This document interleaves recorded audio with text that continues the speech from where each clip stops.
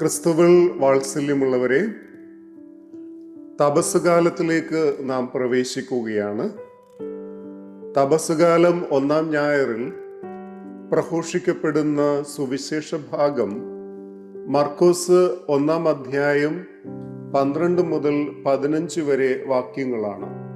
യേശു യോഹന്നാനിൽ നിന്ന് ജ്ഞാനസ്നാനം സ്വീകരിച്ച ശേഷം പരസ്യ ജീവിതത്തിലേക്ക് പ്രവേശിക്കുന്നതിനു മുൻപ് പരിശുദ്ധാത്മാവിനാൽ നയിക്കപ്പെട്ട് മരുഭൂമിയിൽ സാത്താനാൽ പരീക്ഷിക്കപ്പെടുന്നുണ്ട്.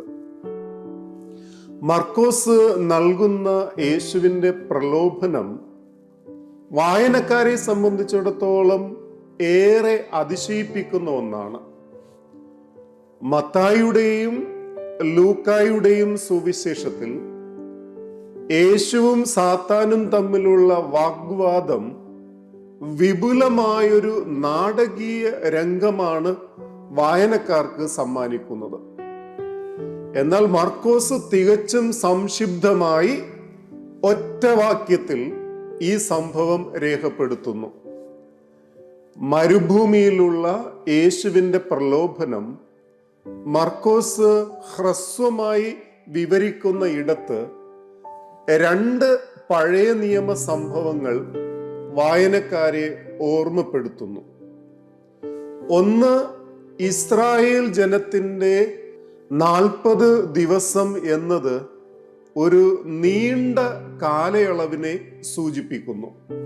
ഇസ്രായേൽ ജനം ദീർഘമായൊരു കാലയളവിൽ ദൈവത്താൽ പരീക്ഷിക്കപ്പെട്ടതുപോലെ യേശു തൻ്റെ ശുശ്രൂഷയിൽ ഉടനീളം സാത്താനാൽ പരീക്ഷിക്കപ്പെടുമെന്നതിൻ്റെ പ്രതീകമാണ് ഈ 40 ദിവസം. രണ്ടാമത്തെ പഴയ നിയമ സൂചന പറുദീസായിൽ വസിക്കുന്ന ആദം എന്നതാണ്. പറുദീസായിൽ ആദം വന്യമൃഗങ്ങളോടൊത്ത് പാർത്തിരുന്നത് പോലെ മരുഭൂമിയിൽ യേശു വന്യമൃഗങ്ങളോടൊപ്പം ജീവിച്ചു. വന്യമൃഗങ്ങളോടൊപ്പമായിരുന്ന യേശുവിനെ മാലാഹമാർ ശുശ്രൂഷിക്കുന്നതായി സുവിശേഷകൻ കൂട്ടിച്ചേർക്കുന്നുണ്ട്. യഹൂദ പുരാണങ്ങൾ അനുസരിച്ച് ആദത്തിന്റെ മൃതദേഹം സ്വർഗത്തിലേക്ക് സംവഹിക്കുന്നത് മാലാഹമാരാണ്. വന്യമൃഗങ്ങളുടെ സാന്നിധ്യം മരുഭൂമിയിലെ യേശുവിൻ്റെ വാസം ആപൽക്കരമാണെങ്കിലും മാലാഹമാരുടെ ശുശ്രൂഷ ദൈവിക സംരക്ഷണത്തിൻ്റെ അടയാളമായി നിലകൊള്ളുന്നു. ഈ 2 പഴയ നിയമ സംഭവങ്ങളിലൂടെ സുവിശേഷകൻ വരച്ചു കാട്ടാൻ ശ്രമിക്കുന്നത് ദൈവവും യേശുവും തമ്മിലുള്ള ഗാഢമായ സ്നേഹബന്ധത്തെയാണ്. ഏതൊരു പ്രതികൂല സാഹചര്യങ്ങളിലും ദൈവത്തോട് ചേർന്ന് നിൽക്കുമ്പോൾ ലഭ്യമാകുന്ന ദൈവിക സംരക്ഷണം. 2 പഴയ നിയമ സംഭവങ്ങളെ ഓർമ്മപ്പെടുത്തുന്നതോടൊപ്പം മർക്കോസ് യേശുവിൻ്റെ പ്രലോഭനത്തെ അവിടുത്തെ ജ്ഞാനസ്നാനവുമായി കോർത്തിണക്കുന്നു. ജ്ഞാനസ്നാനത്തിലൂടെ പാപത്തിന് അടിമയായ മനുഷ്യകുലത്തോട് യേശു തൻ്റെ പ്രലോഭനത്തിലൂടെയും തിന്മയുടെ ശക്തികൾക്ക് വിധേയരാകുന്ന മനുഷ്യ മക്കളോട് താദാത്മ്യപ്പെടുകയാണെന്ന് സുവിശേഷകൻ പറഞ്ഞു വെക്കുകയാണ്. ഒരിക്കലും പാപം ചെയ്തിട്ടില്ലെങ്കിലും എല്ലാ കാര്യങ്ങളിലും നമ്മെപ്പോലെ പരീക്ഷിക്കപ്പെട്ടവനാണ് അവൻ. ഹെബ്രായർ 4:15. ഈ വാക്യം യേശുവിനെ സംബന്ധിക്കുന്ന ദർശനം പ്രസക്തമാക്കുന്നു. യേശുവിൻ്റെ ജ്ഞാനസ്നാനത്തിലും പ്രലോഭനത്തിലും മനുഷ്യകുലത്തോട് താദാത്മ്യപ്പെടുന്ന ഘടകത്തോടൊപ്പം മറ്റൊരു സവിശേഷമായ ബന്ധം കൂടി ഈ സംഭവങ്ങളിൽ കണ്ടെത്താവുന്നതാണ്. ജ്ഞാനസ്നാനത്തിലും പരീക്ഷണ ഘട്ടത്തിലും യേശു ദൈവഹിതത്തോട് സമ്പൂർണമായി തന്നെ തന്നെ സമർപ്പിക്കുന്നു. ഈ സമർപ്പണം യേശു തൻ്റെ ശുശ്രൂഷയിൽ ഉടനീളം അനുവർത്തിക്കുന്നുണ്ട്. കൂടാതെ ഗത്സമനിയിലെ അതിതീവ്രമായ ഹൃദയവേദനയിൽ സമർപ്പണത്തിൻ്റെ സമ്പൂർണ്ണ സാക്ഷാത്കാരം മർക്കോസിൽ നിന്ന് നമുക്ക് വായിച്ചെടുക്കാനാകും. എൻ്റെ ഹിതമല്ല, അങ്ങയുടെ ഹിതം മാത്രം. 14:36.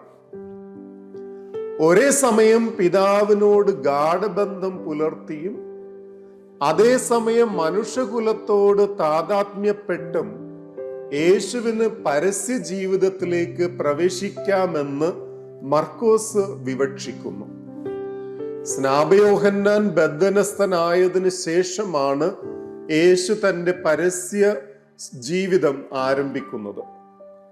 ബന്ധനസ്ഥനാകുക എന്നതിൻ്റെ ഗ്രീക്ക് പദം പാരാദിദോമി സുവിശേഷത്തിൽ ആവർത്തിക്കപ്പെടുന്നത് യേശുവിൻ്റെ പീഡാനുഭവങ്ങളിലാണ്.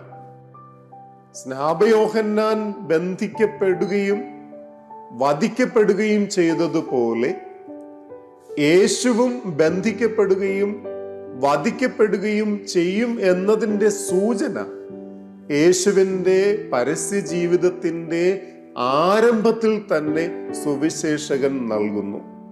തുടർന്ന് മർക്കോസ് സുവിശേഷകൻ യേശുവിൻ്റെ ദൈവരാജ്യ സന്ദേശം പകരുകയാണ്.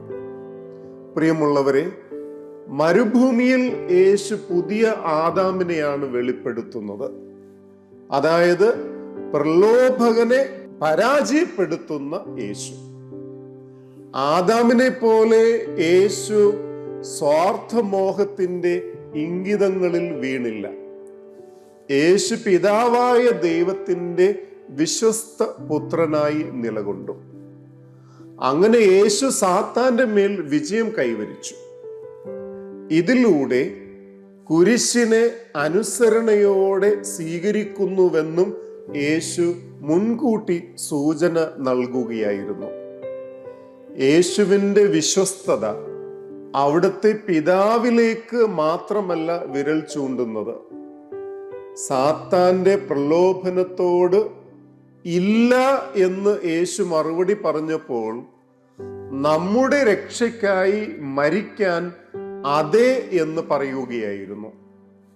ആയതിനാൽ യേശുവിൻ്റെ അനുയായികളായ നമുക്ക് പ്രലോഭനങ്ങളോട് നോ പറഞ്ഞ് ദൈവഹിതത്തോട് യെസ് പറയാം.